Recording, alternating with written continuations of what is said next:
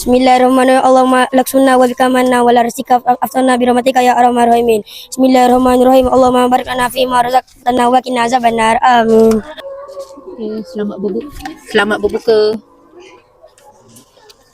Syafi'i.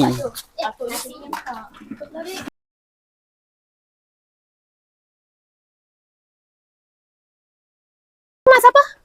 Rumah Encik Zaki. Encik apa? Encik Syah. Okey. Abang Sado kat sini kita orang panggil dia Abang Sado. Okey, AKA Abang Sado Okey. Okey, hai. Assalamualaikum warahmatullahi wabarakatuh. Okey, hari ni kita berbuka di rumah Abang Syah AKA Abang Sado. Dekat Pancur ni orang panggil dia Abang Sado Kari. Ya, aku Kari mamak ni ayam kari mamak. Okey. Terasa dulu air nenek Abang Sado. Rasa nenas Bismillahirrahmanirrahim. Bagi kita puasa rasa layak. Apa rasa? Rasa nikmat. Tak apa.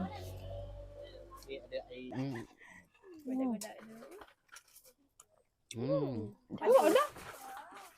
Di sini cikgu nak. Pasal dia dalam air batu. Yummy. Lama tu sedap. Okey, nak minum. Okey. Syok. Aduh. Tunjuk. Tak boleh dah. Okey, ambil muka weh. Satu dunia.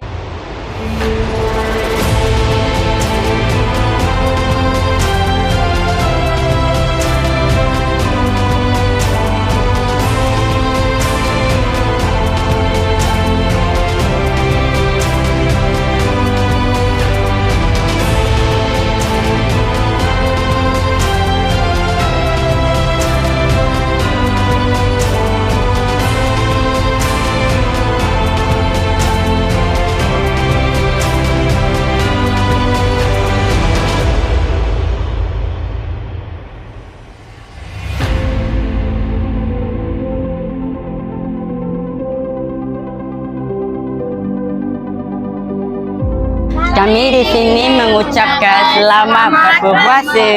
Bye.